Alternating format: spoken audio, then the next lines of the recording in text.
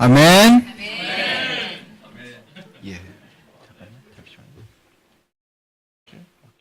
예.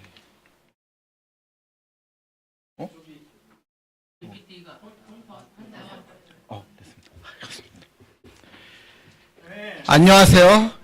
우리 사랑하는 대구 그리스도의 형제자매 여러분, 너무나도 반갑습니다. 예, 저는 분당 그리스도교에서 온 양훈모라고 합니다. 아멘. 아멘. 환영합니다. 네. 저의 대구교회 첫 방문이 올해 대구교회 입당 예배였는데, 예, 오늘은 제 아내인 김세영 자매도 이 자리에 함께하고 있습니다.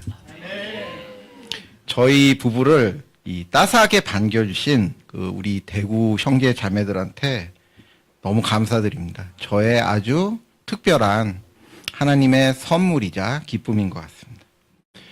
저는 올 한 해 동안 대구를 평생 방문한 것보다 더 많이 방문했던 것 같습니다. 아멘. 그리고 저는 이 대구에 올 때마다 이 대구만의 특별함이 있는 것 같아요. 이게 제가 대구에 오니까 이게 대구가 뭔가 되게 세련되고 이 도회적인 이미지가 있는데, 또 한편으로는 좀 이렇게 그윽한 양반의 기품? 예. 이런 게 느껴져요. 그래서 제가 만난 그 대구 분들이 모두 한결같이 느낌이 마치 무슨 종갓집에서 오신 분들처럼.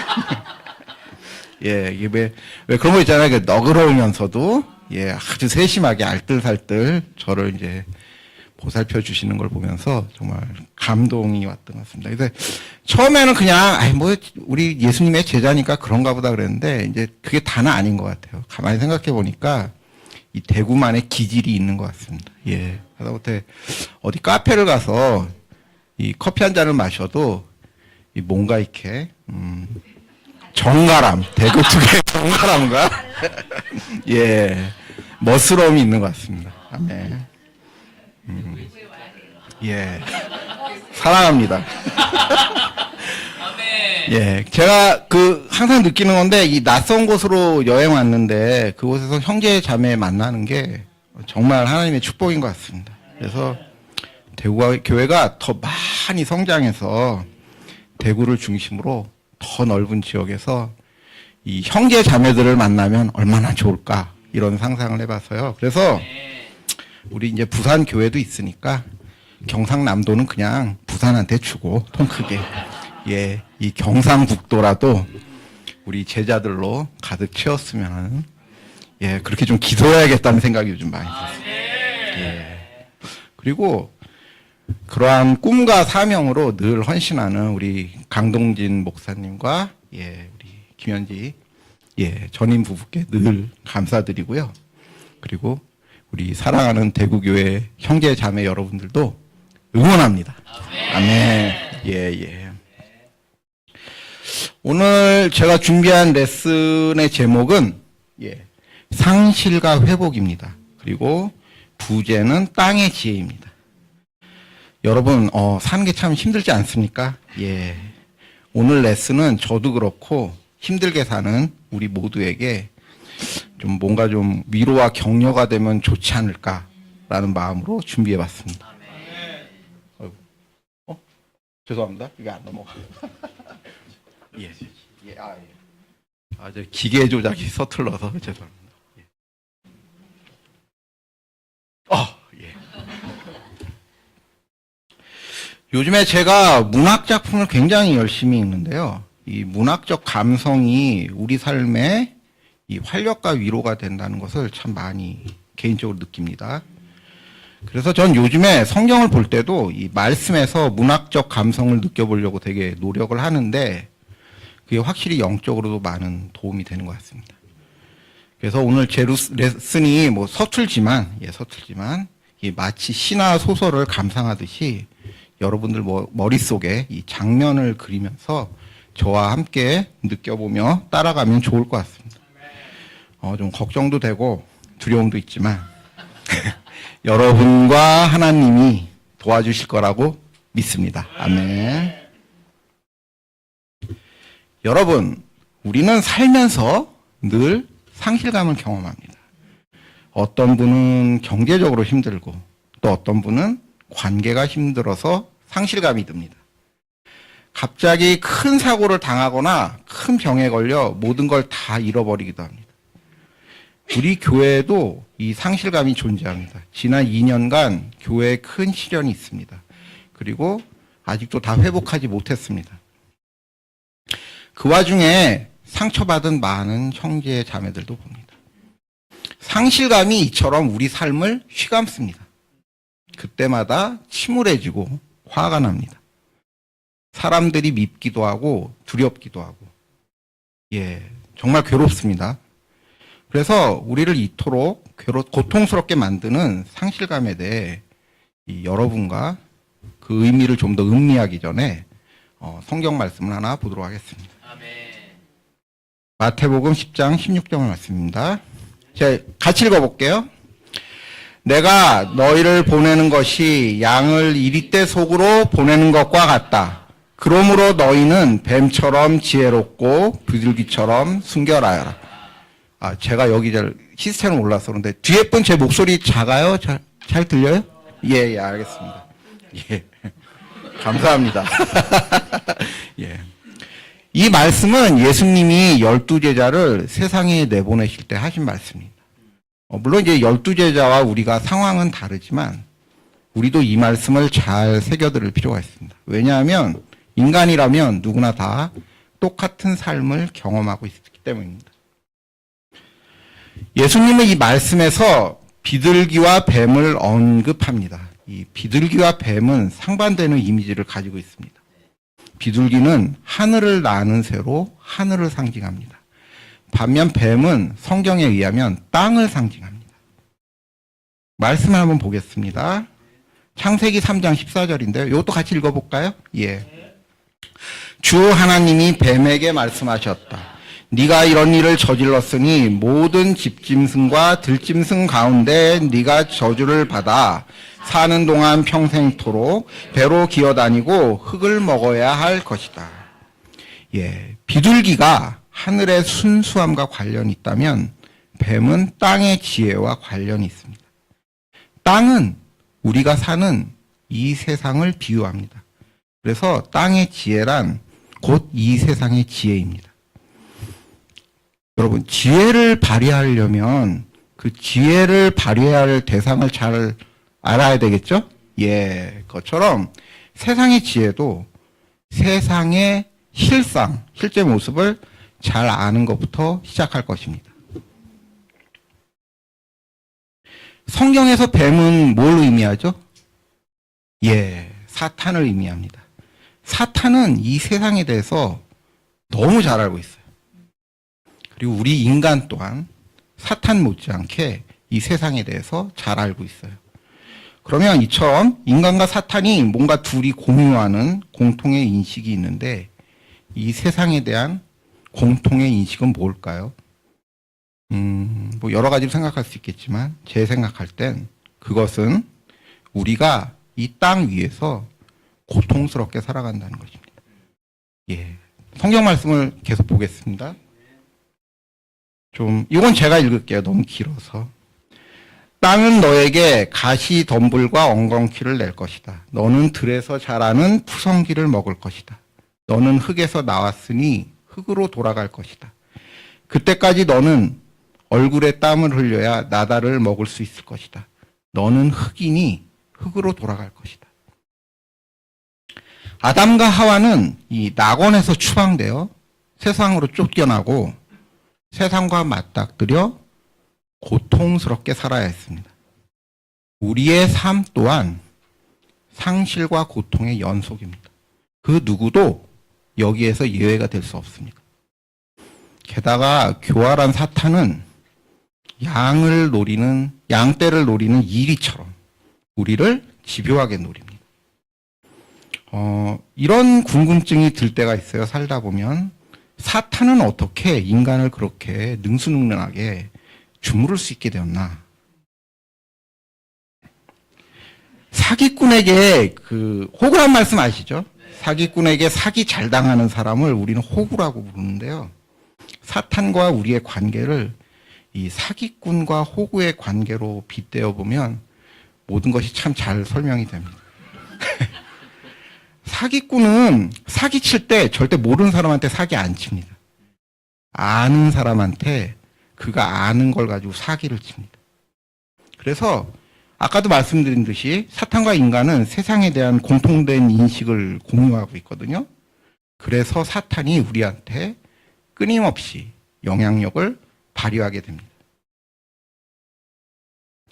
제가 이 사탄과 우리의 관계를 사기꾼과 호구의 관계라고 무슨 이소무화처럼 비유를 했는데, 사실 이처럼 잔인하고 집요하며 고약한 관계가 없어요. 왜냐하면 사기꾼은 사람을 공략할 때 그 사람의 의식뿐만 아니라 무의식의 영역까지 침투하기 때문입니다. 여러분 혹시 보이스피싱 전화 받아보신 적 있으세요? 예. 근데 솔직히 그때마다 대부분 사람들 반응이 야, 누가 이런 거에 속냐? 이렇습니다. 근데 여러분 눈에 이렇게 허술하게 보이는 보이스피싱이 왜 이렇게 세상에 범람하는 걸까요? 잘 생각해 보면 이게 그만큼 잘 통한다는 얘기입니다. 보이스피싱을 당하는 사람은 결코 여러분보다 어리석고 모자라서 당한 것이 아니에요. 이 보이스피싱만 봐도 알 수 있듯이 우리 사람만큼 허술한 존재가 없습니다. 인간은 자기의 이성이나 논리보다 오히려 습관, 착각, 오해, 권위, 자기 감정 등 무의식적인 것에 지배를 더 많이 받습니다. 그래서 뛰어난 사기꾼일수록 이런 인간의 무의식까지 아주 능수능란하게 점령하고 교란합니다. 이처럼 우리가 우리의 이 무의식까지 지배당하기 때문에 더 속수무책으로 당하게 됩니다. 우리는 우리 자체만 놓고 보면 영원한 사탄의 호구입니다. 우린 도저히 사탄을 당해낼 재간이 없습니다.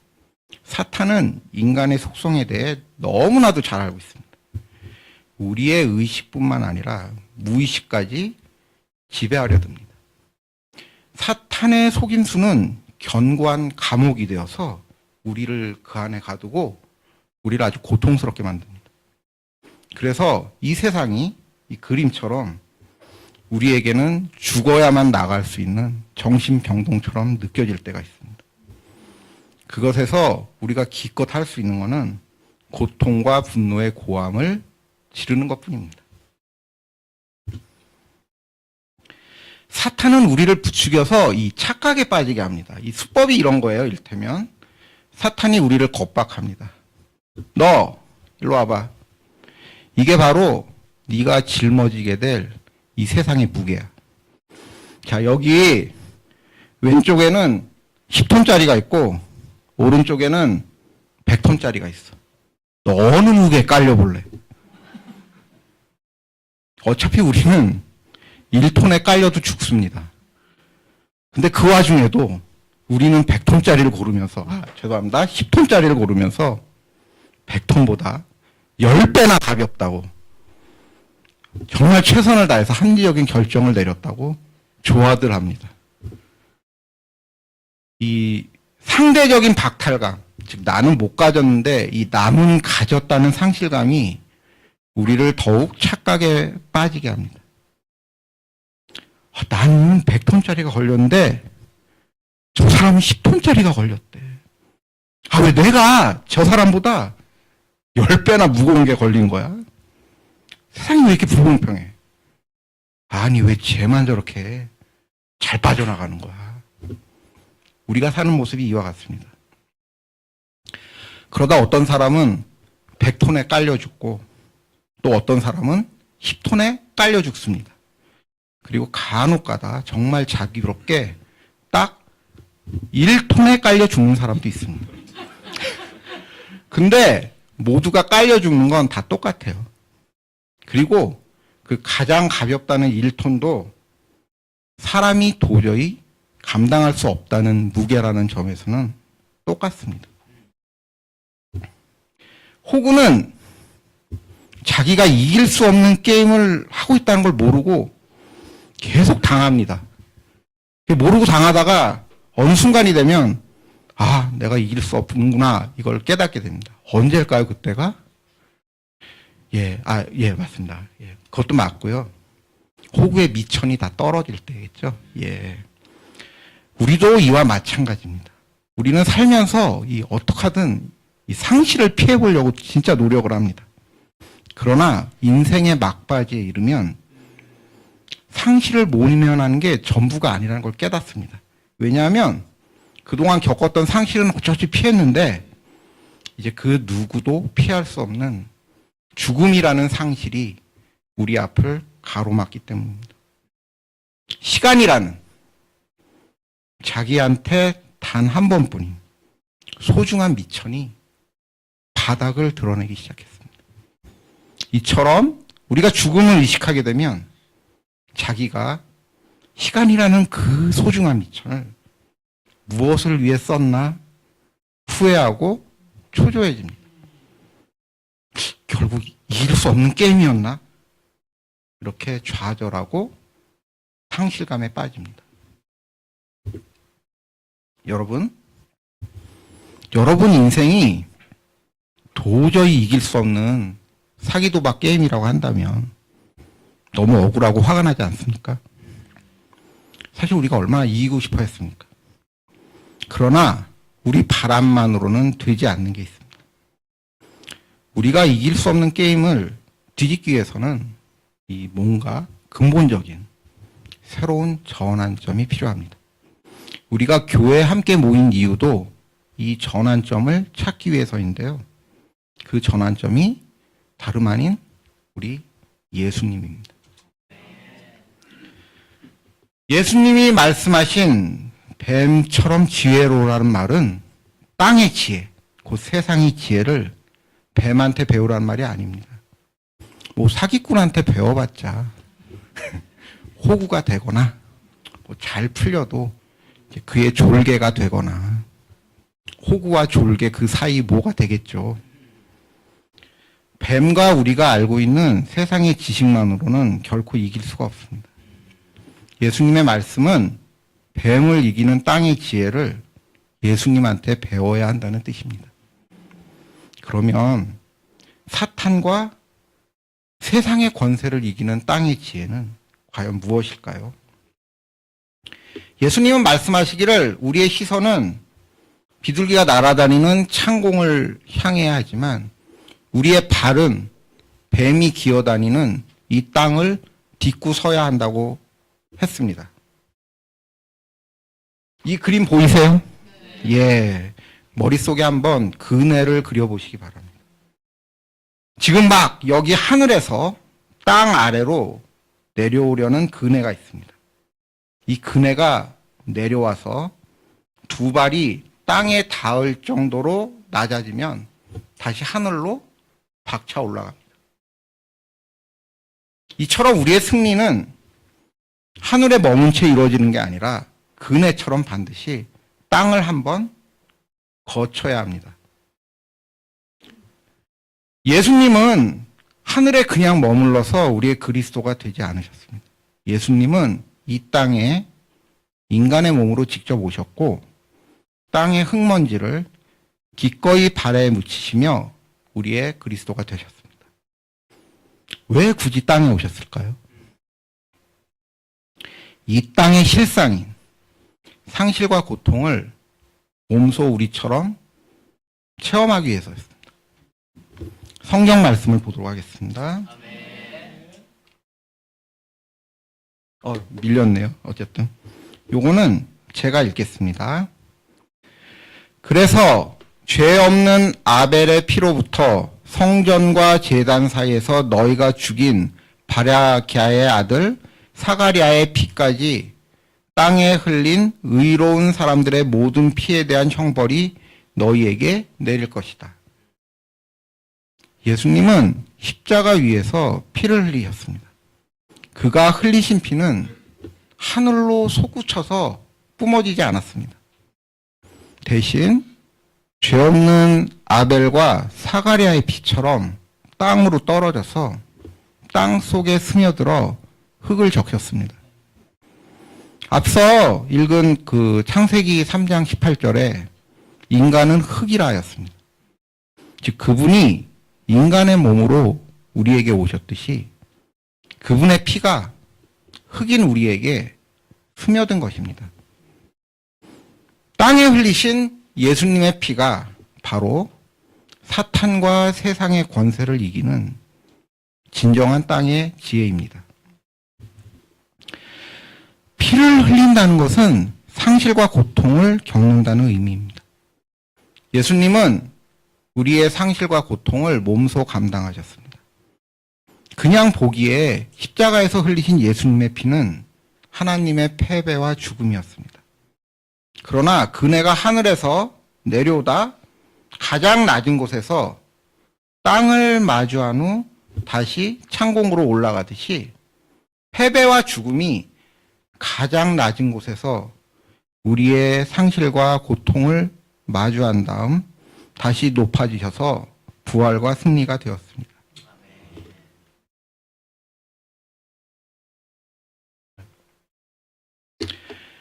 여러분은 십자가 하면 무엇이 가장 먼저 떠오르십니까? 뭐 여러 가지가 있겠지만 일단은 자기 희생이 아닌가 싶습니다. 그만큼 십자가 가리키는 자기 희생은 우리를 굉장히 강렬하게 사로잡습니다. 물론 자기 희생이 가장 숭고하고 거룩한 게 맞아요. 하지만 순서상 반드시 그보다 먼저 와야 하는 게 있습니다. 예수님이 피를 흘리셨다는 것은 단순히 자기 생명을 내주고 말았다는 게 아닙니다. 다른 사람의 상실과 고통을 자신의 것으로 받아들이고 그의 마음을 이해하고 어루어준 것까지 다 포함합니다. 따라서 피를 흘린다는 것은 자기 희생 이전에 먼저 다른 사람을 그의 입장에서 생각해보고 이해하는 것부터 출발합니다. 그렇지 않다면 설령 아무리 우리가 피를 격렬하게 흘려도 그가 흘린 것은 피가 아니라 땀일 뿐입니다. 그러나 우리 주위에는 굳건한 믿음의 소유자조차도 자기 땀은 열심히 흘리지만 자기 피는 흘리지 못한 사람이 많습니다. 성경 말씀을 보겠습니다. 이거는 같이 읽어보겠습니다. 내가 내 모든 소유를 나누어 줄지라도 내가 자랑 삼아 내 몸을 넘겨줄지라도 사랑이 없으면 내게 아무런 이로움이 없습니다. 여기 자기 소유는 물론이고 자기 생명까지 내줄 수 있는 아주 위대한 인물이 있습니다. 바울은 이처럼 고결한 영웅도 사랑이 없을 수 있다고 말합니다. 땀을 아무리 열심히 흘려도 피를 흘리지 못하는 사람은 사랑을 온전하게 이해하지 못합니다. 왜냐하면 땀만 흘리는 사람은 세상을 자기 짐작대로만 바라보기 때문입니다. 땀만 흘리는 사람은 자기 짐작에 대해 아무런 고민이나 떨림이 없습니다. 마치 자판기에 1,000원을 넣으면 1,000원짜리 커피가 나오는 게 당연한 것처럼 이 세상도 자신의 짐작대로만 돌아가야 한다고 생각합니다.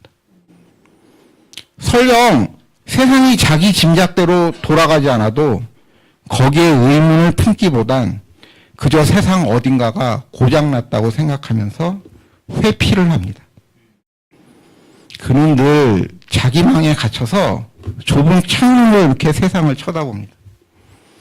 그렇게 세상을 바라보도 다른 사람을 대함으로 다른 사람의 마음을 헤아리는 게 늘 서툽니다.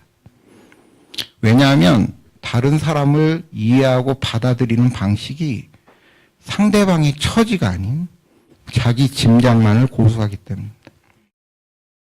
그래서 땀만 흘리는 사람이 자기 짐작에 따라 사람을 구별하며 늘 입버릇처럼 하는 말이 있습니다. 내가 그럴 줄 알았어. 그럴 줄 알았다니까. 땀만 흘리는 사람은 자기 짐작에 옳다면 정말로 자기 목숨까지 바칠 의향이 있지만 자기 짐작에 틀리면 마음을 아예 굳게 닫아버리고 단지 밀어낼 뿐입니다. 이것이 바울이 그토록 염려한 사랑의 부재, 즉 사랑의 상실입니다. 이처럼 자기 짐작에 갇혀서 세상을 바라보고 다른 사람과 공감하지 못하는 장애는 상실 중에서도 가장 치명적이고 위험한 상실입니다. 왜냐하면 땀조차 흘리지 않는 사람은 그나마 나중에라도 깨닫고 피를 흘릴 수 있지만 땀만 흘리는 사람은 자기가 흘리는 땀이 피라고 철석같이 믿기 때문에 자기가 꾸는 꿈에서 깨어날 수가 없기 때문입니다.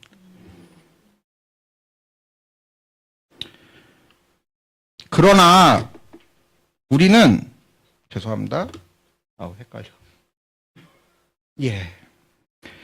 그러나 우리는 이 사탄뿐만 아니라 하나님과도 공유하는 세상에 대한 인식이 있습니다. 그 인식은 하나님의 형상이라 말할 수도 있고요. 그게 바로 사랑입니다. 사랑은 세상을 바라보는 참된 진실이며 사탄을 이기는 땅의 지혜입니다. 사랑은 자기 짐작과는 다른 방식으로 세상을 보게 만듭니다. 사랑으로 세상을 바라보면 안 보이던 것들이 보입니다. 그 중에는 세상에서 나처럼 고초를 겪고 있는 다른 사람들도 있습니다. 그곳에서 서로의 상실과 고통을 이해하게 되고 공감과 화해의 단초가 형성이 됩니다.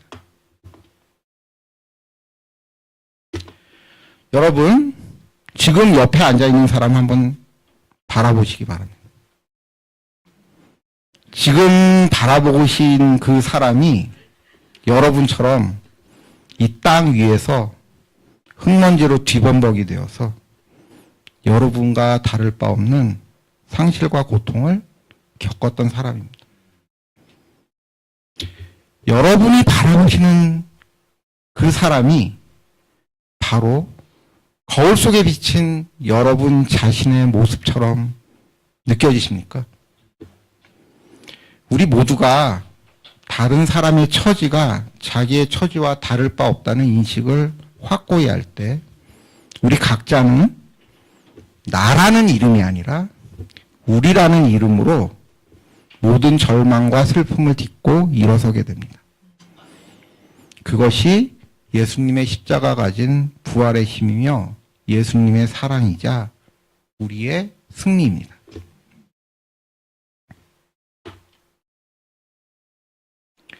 우리가 그러한 확고한 식을 갖게 되면 우리는 어떤 상실과 고통 속에서도 꿋꿋하게 웃으며 살아갈 수 있게 됩니다. 왜냐하면 서로의 상실과 고통을 진심으로 이해하고 위로해 줄 수 있는 형제 자매를 하나님의 선물로 받았기 때문입니다. 정말로 절망스러운 삶은 자기의 상실과 고통을 함께 나눌 형제 자매가 없는 고독한 삶입니다. 그렇게 절망에 빠진 사람은 자기가 절망스럽다는 것조차 느끼지 못한 채 무덤덤하고 딱딱한 마음으로 살아가게 됩니다. 그 모습은 자기가 죽은지도 모른 채 살아있다고 착각하며 이 세상을 떠도는 실체가 없는 유령의 모습입니다.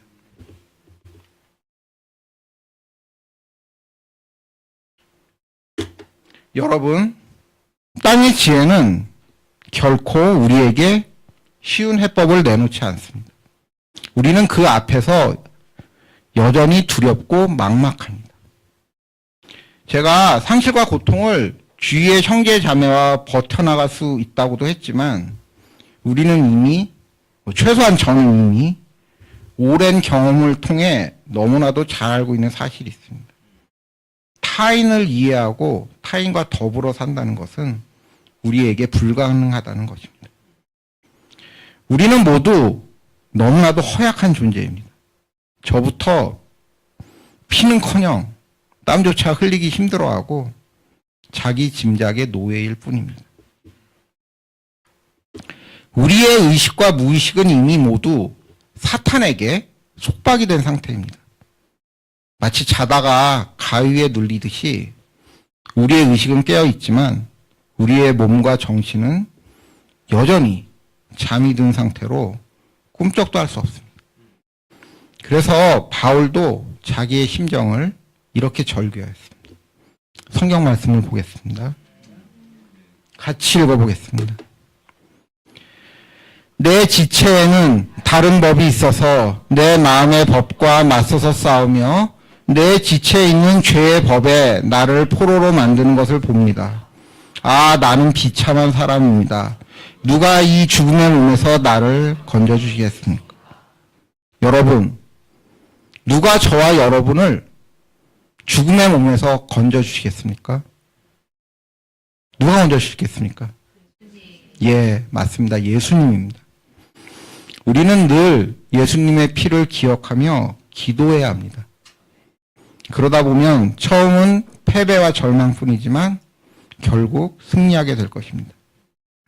왜냐하면 우리는 예수님이 직접 자신의 피로 빚으신 예수님의 소중한 몸이기 때문입니다. 우리는 땅에 수북하게 쌓이다가도 바람 한번 불면 휙 하고 날아가 버리는 흙먼지가 아닙니다. 우리는 땅에 떨궈진 예수님의 피가 스며든 흙덩이입니다. 그 흙덩이는 예수님의 피로 짓이겨진 한 덩어리로 이루어진 진흙 반죽입니다. 여러분 각자는 예수님의 피로 뒤엉킨 진흙 반죽에 알알이 박혀있는 진흙 알맹이입니다.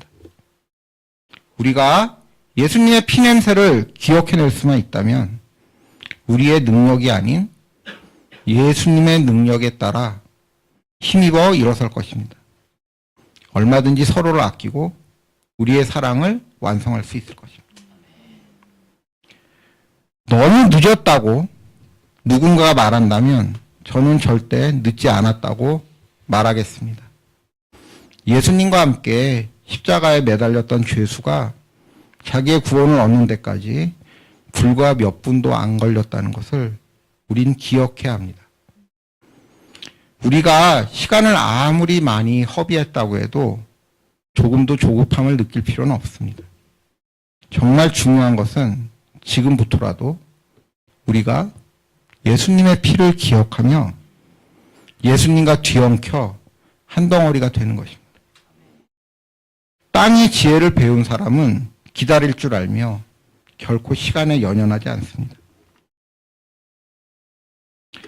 지금까지 여러분과 함께 우리를 승리로 이끌 수 있는 땅의 지혜인 예수님의 사랑에 대해 나눠봤습니다. 우리 모두가 예수님의 십자가 사랑에 대해 확신할 수 있기 바랍니다. 거기에 우리의 유일한 희망이 있기 때문입니다. 여러분 모두 확신하십니까? 정말 확신하십니까? 네. 행여나 확신이 안 들면 속는 셈 치고 확신하면 반드시 이루어진다는 확신부터 가져보도록 노력합시다. 우리 모두가 이러한 확신을 가지고 성령으로 하나 되는 교회로 회복될 수 있기를 간절히 바라면서 레슨을 마치도록 하겠습니다. 감사합니다.